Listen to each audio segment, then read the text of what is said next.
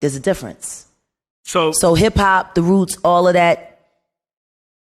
At the time the Roots were approaching me, we had just started Black Lily. I figured it would be a good shot to build up my name in Manhattan. I didn't expect it to get as big as it did. It got huge. Right. Lines wrapped around the corner week for week for week. Right. You could walk through anywhere in Lower Manhattan and people say, who you going to see you going to see Jaguar. Yeah, and you said you built that up from being the person that was first and everybody end up wanting to see you to the point where you had the headline. I had to go on last. Right, you had the headline. The Roots management didn't make me the headliner. Right. The owner of the club did. Right. Because the bar was losing money because every time I got off stage, the club emptied out. Right. They had to put me on last. It was a smart business decision.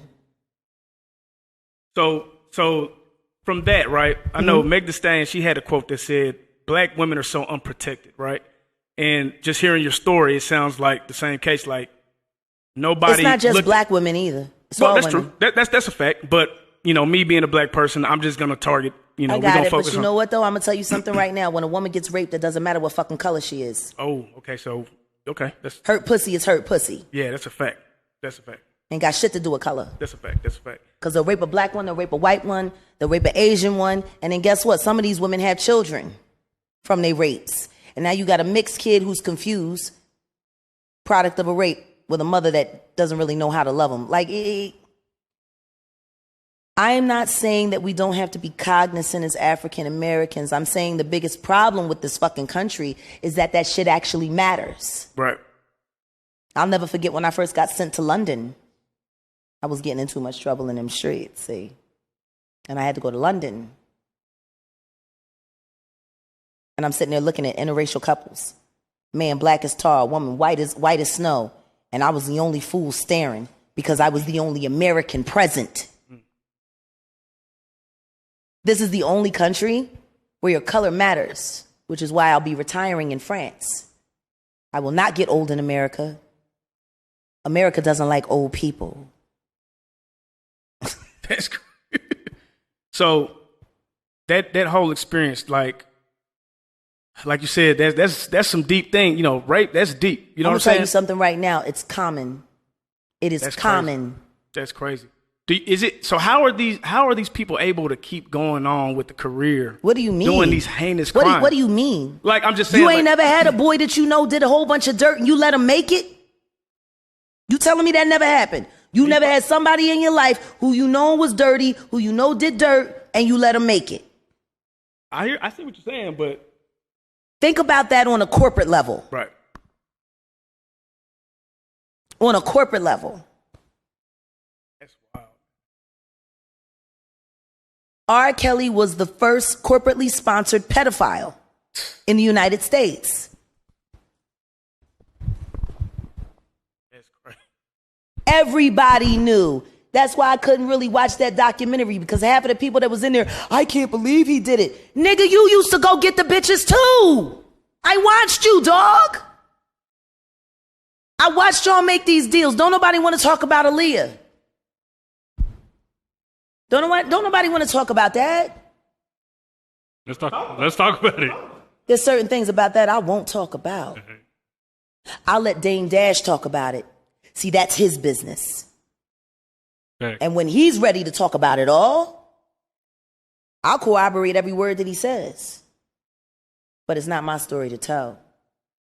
But it's real. It's real. How does a 14-year-old girl get married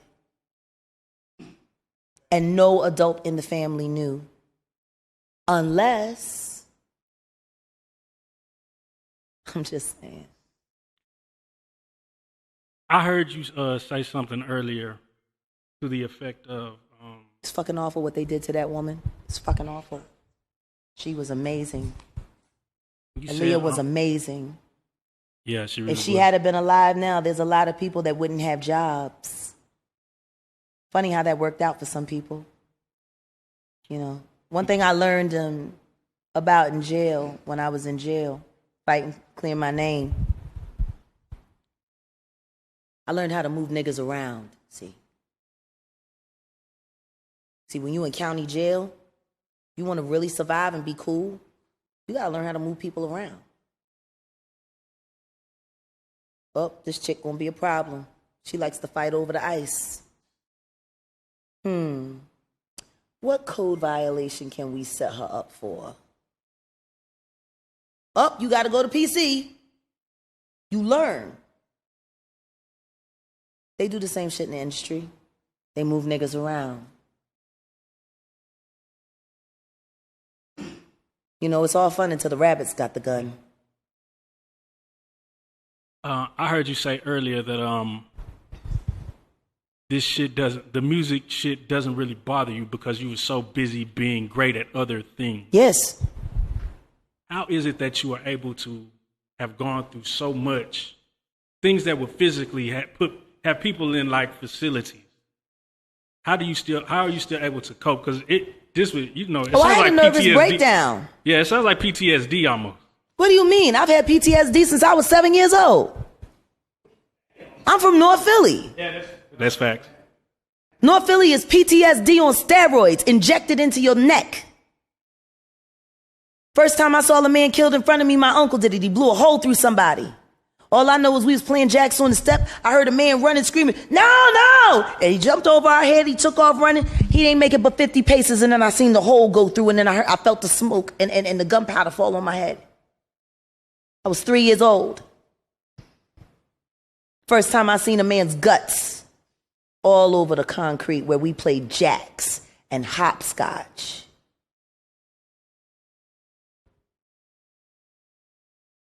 I know what it's like to have your cousin high on LSD, acid and everything else, and accuse you of stealing money that's sitting there right in front of you and bend you over and sodomize you for stealing what is right there in his face because he's too high to see it. And then dump you in a closet and tell you to go to sleep. That was 10. Fuck you been through. I ain't been through shit. It gets worse. It gets worse. Imagine sitting in your living room, minding your business, watching Maury Povich or something. Back then it was Richard Bay. And 5 men come through your front door and they stay for 2 days. And we didn't talk about the weather. I've been through more things than most of you will ever fucking be able to understand or know. I know what it's like to wonder whether or not when that door come up, are they going to let me out or are they going to blow my fucking brains out? Y'all niggas is soft. Y'all kids, you're fucking soft. You like to shoot up everybody and shoot up everything because you don't know how to fight. I wish a nigga would try me even right now. I wish a nigga would. I could use the practice. I'm serious. Life has been serious for me. Yeah. Let me ask you this: like any female entertainer or artist trying to do music, right? Yeah. What would be your advice to them? You know Don't. what I mean? Oh. Unless you built for it. I would never wish this career on any woman. There's only 3 different kinds of careers in this world where a woman's safety and respect for her body are totally disregarded. Strippers, sex workers, and female entertainers. We are treated no different than prostitutes because we're entertainers. Well, that's what the word actress used to mean back in the 1800s. It meant prostitute.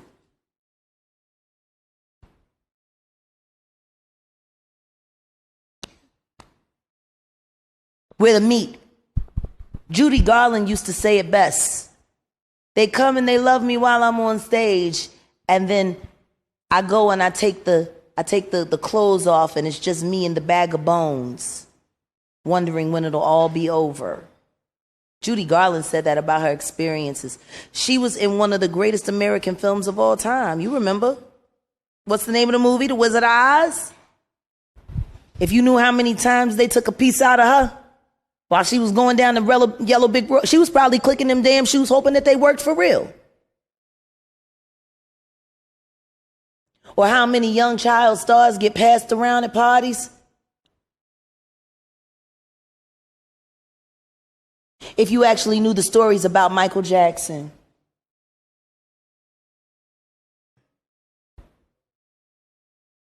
If you actually knew what they do to children. What they did to my very close friend, LaToya Gaines, Rosie Gaines' daughter from New Power Generation. Her and Tevin Campbell were very close. I know Tevin, but we're not friends. Him and LaToya were friends. How does a boy with a voice like that had the records that he had that could have easily transformed into one of the greatest male vocals of all time, end up prostituting himself for drugs and change on Hollywood Boulevard? How does that happen with a gift like his?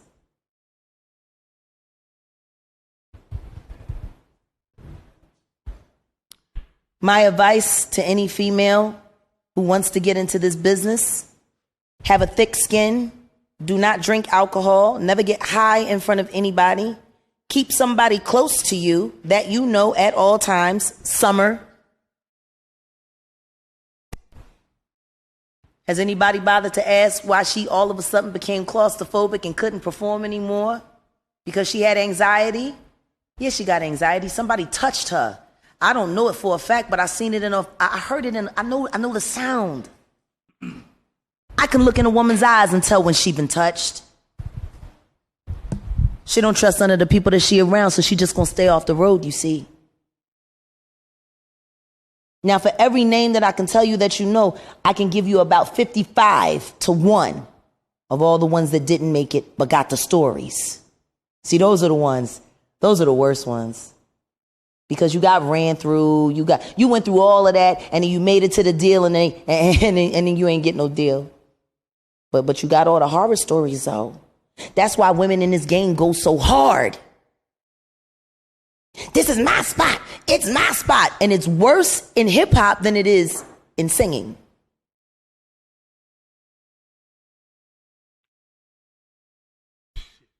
Guard your loins until we find a way to change the way women are treated in this industry. Guard your loins.